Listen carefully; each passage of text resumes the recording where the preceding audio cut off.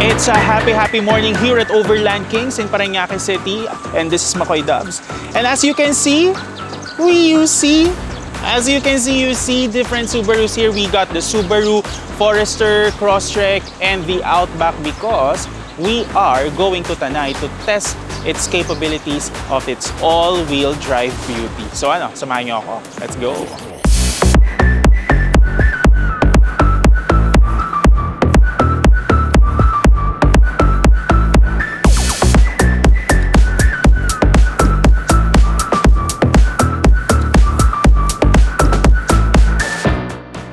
I am here in Tanay with the Joel Pedro of Overland Kings. Joel, ano ba itong kalokohan na ginawa natin?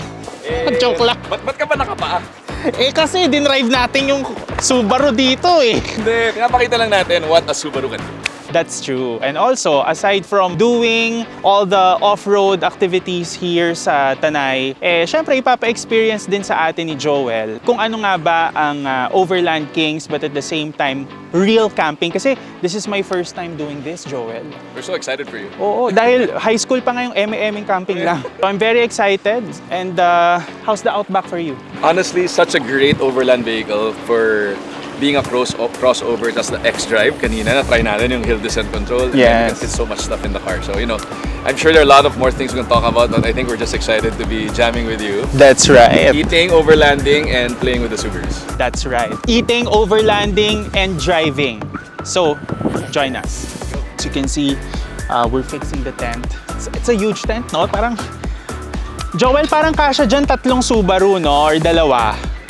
Dalawang Subaru kasya. Kasi walang higaan yung car. So dyan yung silong niya. But you know what? The place is so quiet. It's so serene. It's close to nature. And of course, driving here all the way from Manila, all the way here sa Tanay Rizal, it's a fun experience because of course, yung mga kotse, it's very capable. But later on, we will put the car into the test because medyo tumataas na yung tubig. But the Outback kasi, kinaya niya Pero me, I'm driving the Crosstrek. Later, let's try, okay?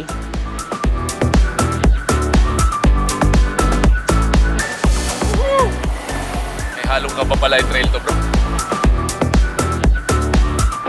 I'll help you. Diba? Parang may ambag ako. Ito yung dati kong trabaho bago ako mag full-time. Oo. Ganda nun!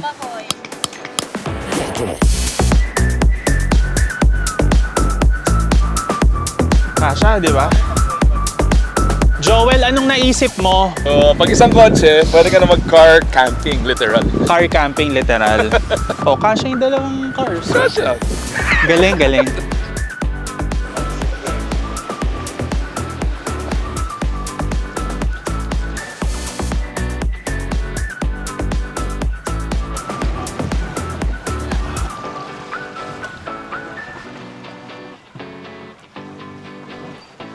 Kabado, pero kinaya nung car. Kinaya nung car, di ba?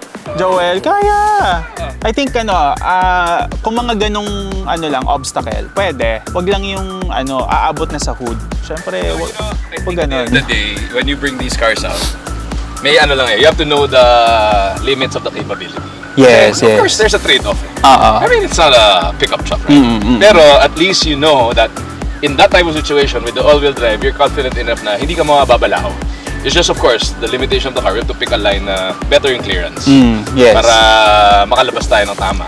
Tsaka the X mode is it's really helpful. Kasi nade-detect niya nasa water siya, Tapos yung nasa rock descent, siya. diba? Meron siyang mga ganung features that, that helps you little bit. Actually, kinakaban pa kami. Nalabas namin dun sa basic trail na yun. In a river. Good experience, di ba? Di ba? Okay na rin. Kaya! Congratulations. First trail. First trail.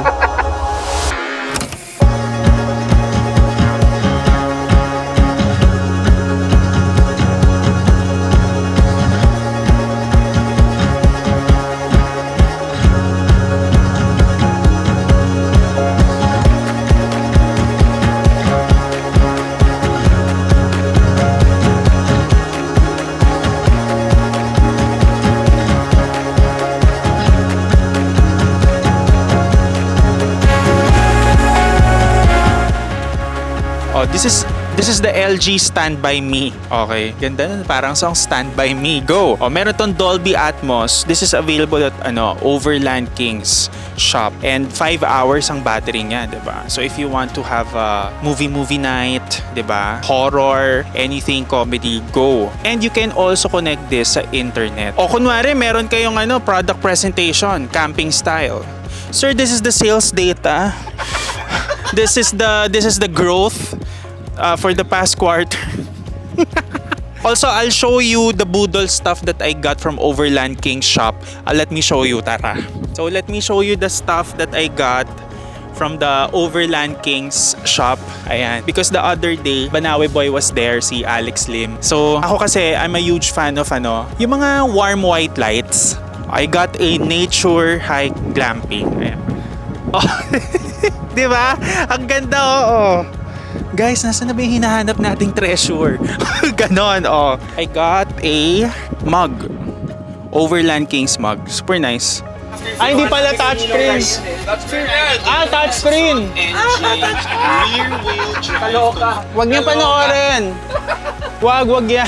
Hiya ako eh. Ayan, so ayan yung food. Thank you, Joel, J. Pero sarsa from Chef JP. Friendship with McCoy and all the guys here. Thank you for all the food you prepared for us. And yeah, it was good weather tonight. And it was a good time. Jesus' name we pray. Amen.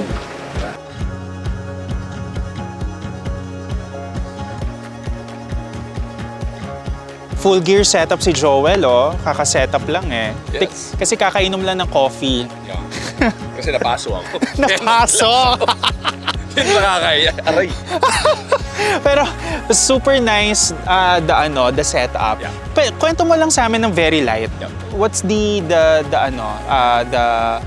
tent and why is it very conducive for overlanding?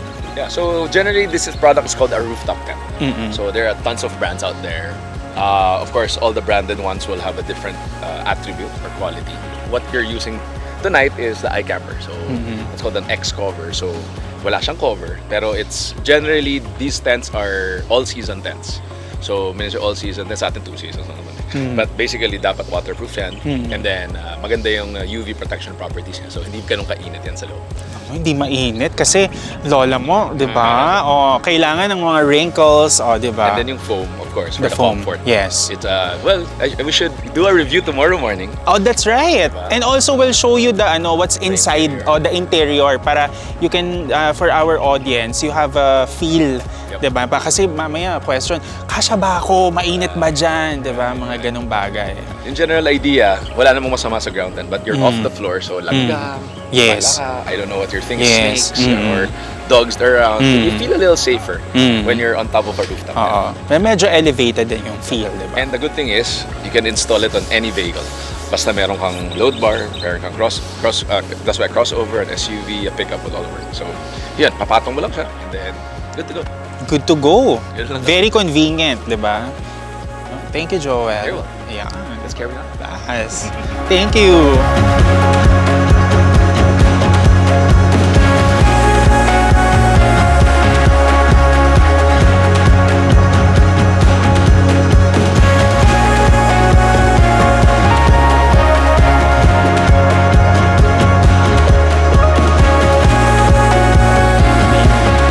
In-electric fan. Parang barbecue lang. Mamaya nagpapaypay na siya. Yung pinapagpag sa ihon. Sakto yung dinner natin isaw. Isaw hotdog na may marshmallow. Tag-inlace na ketchup. Hey, good morning. Sarap ng tulog, ang lalim. One of the deep sleep, di ba? Of these days. Kasi bihira ka na makakuha ng deep sleep. Kahit mahaba tulog mo, pero kung hindi deep, wala, di ba? Parang pagkagising mo, wala ka sa wisyo, di maganda yung mood. But you know what, the experience dito? Ang bongga ng iCamper, no? Social. Ganda nung kama, guys. In fairness. Since first time ko mag-camping ng ganito, and you know, different experience kasi pagising mo, nasa tuktok ka ng sasakyan. So, pakita ko sa inyo yung loob, guys. So, dito papasok yung hangin. Ayan, very comfy din yung kutsyon. Tapos, nag-provide din sila Joel nung portable fan na stand fan, and then also there's camping light, but also ginamit ko din yung yung aking portable lampara. And it's very convenient kasi matibay din yung hagdanan. Even if I weigh 190 pounds, kaya ako nitong hagdanan na to. So, no frills at all. We have lugaw and bangus a la pobre, of course, prepared by Sarsa. Nice and hot, fresh coffee. Call it a day. Ano yung joke mo kanina, Paps? Pag camper, ano oras ka nagigising? Alas 9. Yung sa isa ko natulog, well, nothing wrong with the other one. Mas mainit lang talaga. Alas 7, gising na 2 ako. hours, di ba? Oo, 2 hours difference. Alright, Makoy. 24 hours of outdoor overlanding experience. Anong masasabi mo? Impressions mo? My goodness. Alam mo, syempre, first time for overland games at the same time camping. First time experience. I must say, in life, we need the pause. Wow. Appreciate ko yun eh. And of course, I think it's really more of quality time for yourself, with your family, and your friends. But of course, yung thought of camping wherein, you appreciate nature. Tsaka yung mga skills na hindi mo inaakala sa sarili mo. Uy, kaya ko pala magluto ng ganito. Hindi ko in-expect na ganito yung sisig ko. Na masaya siya. I really enjoy the company with you guys. I enjoy the conversation because little did I know, me and Makoy go a long way. Pero that's for another story. Yeah. But basically, nagsimula kami sa car finder. Yun na, okay na. May kwento yung car finder na yan. Next time, ikakwento Next namin time, ang car finder. Saya. Kasi you appreciate the company of each other and, yung mga malalalim na kwentuhan. Very important yan, di ba? No, I think it forces you out of your normal comfort zone, right? Yes. And then that's where you get to connect with people. Correct. And, having a good conversation we don't know where it's going. It's our first time literally going out. And, I must say, great experience. Yes, great experience. In fairness din naman sa cars, kaya din. It's capable.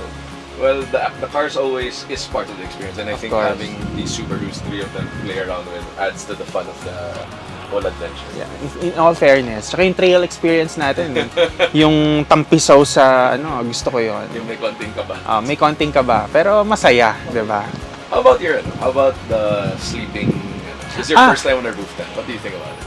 First time also sleeping sa roof tent. Alam mo, sabi ko, nakakaangat-angat. Ibang ang klaseng experience kasi yung typical camping that we know, especially dun sa mga hindi talaga masyadong outdoor type of people.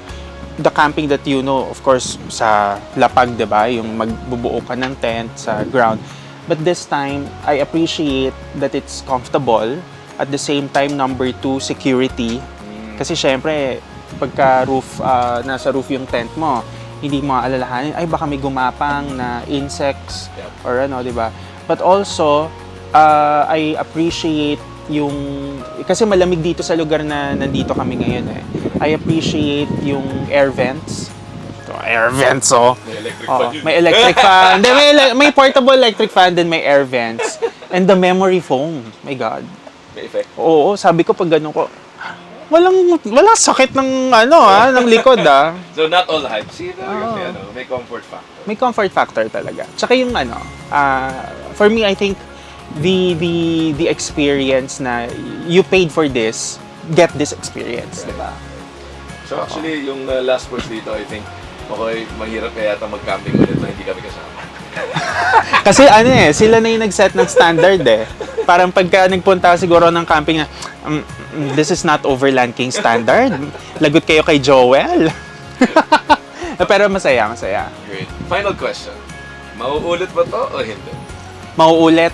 Wow, Pero I think we need a different car again for this. Kasi kailangan mas extreme na yung next. Nako. Oo. Pag sinabi ni Makoy different car, alam naman natin mga kotse ni Makoy. So mukhang pataas yung kotse mo, Makoy. Patay tayo dyan. Kasi puro sedan eh. Pero mauulit. This won't be the last, I promise. Okay. Appreciate the time and I really enjoy the company. Thank you. Let's do it again. let's do it again. And Alright, guys, there you have it. yes, Approved by McCoy Dubs. Overlanding is for everybody and any type of vehicle, including Subarus. We'll see you guys in the next adventure.